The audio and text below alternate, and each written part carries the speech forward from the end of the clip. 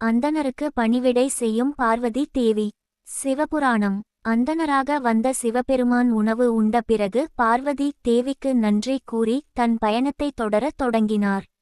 ஆனால் பார்வதி தேவி தங்களின் பயணத்தில் தான் குறுக்கிடுவதற்கு என்னை மன்னியுங்கள். தாங்களோ பிரயாண களைப்பால் மிகவும் சோர்வாக உள்ளீர்கள். தாங்கள் எங்களுடன் இந்த குடிலில் தங்கி தங்களின் களைப்பு நீங்கிய பின் பயணத்தை தொடரலாமே என்று கூறினார். அந்தணரும் இத்தருணத்திற்காக காத்திருந்தது போல் சிறிது சிந்தித்து பின்பு அங்கு தங்குவதற்கு சம்மதித்தார்.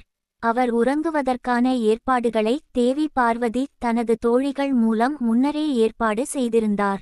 முக்காலமும் உணர்ந்த முதிய அந்தணர் உருவத்தில் இருக்கும் எம்பெருமானான சிவபெருமானை தேவி பார்வதி முன்பே தயார் நிலையில் இருக்கும் வசதிகள் மிக்க படுக்கையை காட்டி தாங்கள் ஓய்வெடுக்க கூறினார்.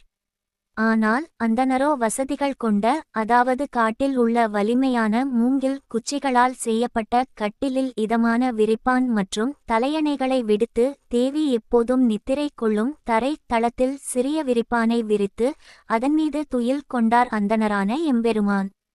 தேவி எவ்வளவு கூறியும் அவர் தரை தளத்தில் துயில் கொண்டார்.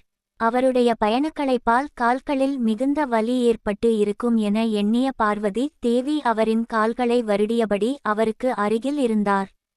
பயணக்களைப்பால் ஏற்பட்டு இருக்கும் சோர்வும் சிறிது கால நித்திரையும் நீங்கி எழுந்த அந்தணரை கண்ட பார்வதி தேவி அவருக்கு அருந்துவதற்காக தண்ணீர் கொடுத்து அவரை பற்றி விசாரிக்கத் தொடங்கினார். அந்தணரே, தாங்கள் யாரென்று கூறவில்லையே. இந்த முடியாத வயதிலும் தாங்கள் இம்மலையை கடக்க காரணம் என்ன?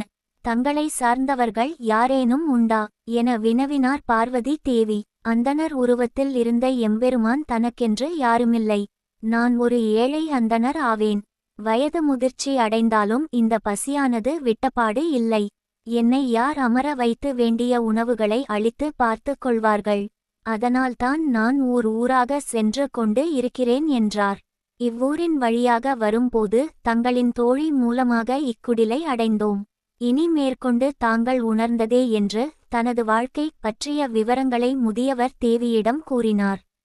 முதியவர் வடிவத்தில் இருந்த எம்பெருமான் அந்தணருக்கான காரணங்களை உரைத்த பின்பு தன் உண்மை உருவத்தை காட்டாமல் தேவியிடம் தான் வந்த காரணத்திற்கான கேள்விகளை கேட்கத் தொடங்கினார்.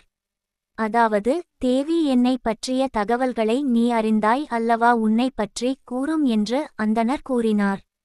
மேலும் இந்த வயதில் நீ மேற்கொண்டு வரும் தவத்திற்கும் உனது அகவைக்கும் பொருத்தமன்று. நீர் இறைவனுக்கு செய்யும் பூஜையாலும் எளியவருக்கு வேண்டும் உதவிகளை செய்வதாலும் உன் மீது கொண்ட அக்கறையாலும் நான் கேட்கின்றேன் என்றார். உடலை வருத்திக் கொண்டு கடுமையான தவம் மேற்கொள்ளும் வயது உனக்கில்லை. உன் வயது பெண்கள் அழகான ஆபரணங்கள் மற்றும் ஆடைகள் யாவும் அணிந்து மகிழ்ச்சியுடன் அழகான தோற்றத்துடன் இருக்கின்றனர். ஆனால் நீரோ எவ்விதமான அலங்காரமும் இன்றி எளிமையான உடைகள் அணிந்து கொண்டு இருக்கிறாய். இது உன்னுடைய அழகிற்கு ஏற்ற அலங்காரம் அல்ல என்றார். அந்தணரிடம் கோபம் கொள்ளும் பார்வதி தேவி.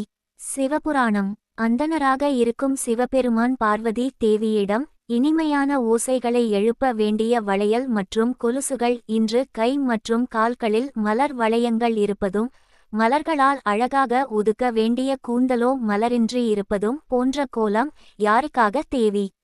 உன்னுடைய மனதில் நீர் கொண்டுள்ள எண்ணம் தான் என்ன?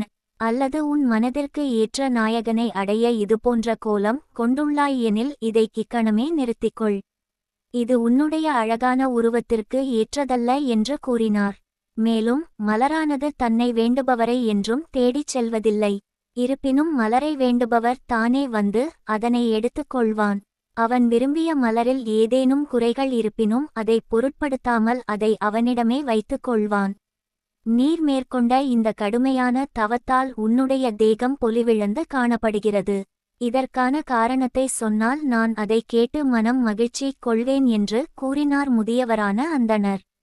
அந்தணர் கூறிய யாவற்றையும் கேட்ட பார்வதி தேவி எதையும் உரைக்காமல் அமைதி காத்தார்.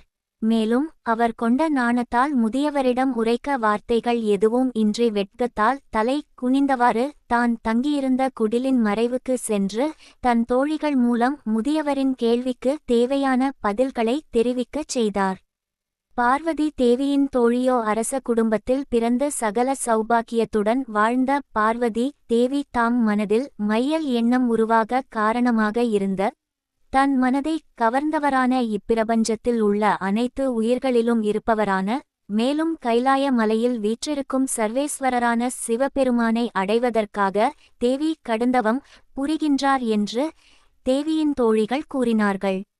பார்வதி தேவியின் தோழி கூறியதை கேட்ட அந்தணர் பார்வதி தேவியை நோக்கி, தேவி உன் தோழி கூறுவன யாவும் உண்மையா எனக் கேட்டார்.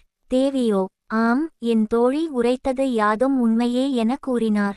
தேவி கூறியதை கேட்ட அந்தணரோ, நீ விரும்பிய யாவும் இனிதே நடைபெற என்னுடைய வாழ்த்துகள் என கூறினார். பின்பு தேவியிடம் நான் என்னுடைய பயணத்தை தொடங்குவது உசிதமாகும். மேற்கொண்டு நான் இங்கு இருக்கும் பட்சத்தில் நம் நட்பு முறிவுபடலாம் என கூறி பயணத்தை தொடர ஆரம்பித்தார். உடனே பார்வதி தேவி ஏன் தாங்கள் இக்கணமே செல்கின்றீர்கள் என கேட்டார். அதற்கு அந்தணர் சிறிது நேரம் பழகினாலும் உன்னுடைய நற்குணங்களால் நம்மிருவருக்கும் இடையே சிநேகிதம் உண்டாயிற்று. இனி நான் அந்த சிநேகிதத்தை சிதைக்க விரும்பவில்லை தேவி என்று கூறினார். ஏன் இவ்விதம் உரைக்கின்றீர் என தேவி கேட்டார்.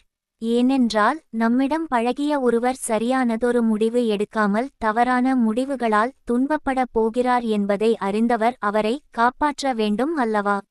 உயர்ந்த குலத்தில் பிறந்த நீ குலம் தெரியாத அந்த சிவனை மணப்பதா என்று கூறினார். பொறுமையுடன் கேட்டு வந்த பார்வதி தேவி பொறுமை தாங்காமல் தாங்கள் கண்ட குறைகள் யாவை என்று கோபத்துடனும் அதே சமயம் நிதானமாகவும் கேட்டார். தேவி நீர் இவ்வளவு கடுமையாக தவம் செய்யும் உன் விருப்பமானது எப்படி உள்ளதெனில் அழகான வாசனை கமலும் மலர்கள் இருக்க காகித மலர்களை தலைக்கு சூடுவது போல் உள்ளது. அழகான வேலைப்பாடுகள் நிறைந்த ரதத்தை விடுத்து எருது வாகனமாகவும் பிரபஞ்சத்திற்கு ஒளி அளிக்கும் சூரியனை விடுத்து இரவில் மினுமினுக்கும் பூச்சிகளை விரும்புவதா? புனித ஆற்றின் நீர் இருக்க குடிக்க மறுத்து கிணற்று நீரை குடிப்பதை போன்று விசித்திரமாக உள்ளது உனது விருப்பம் என்று கூறினார்.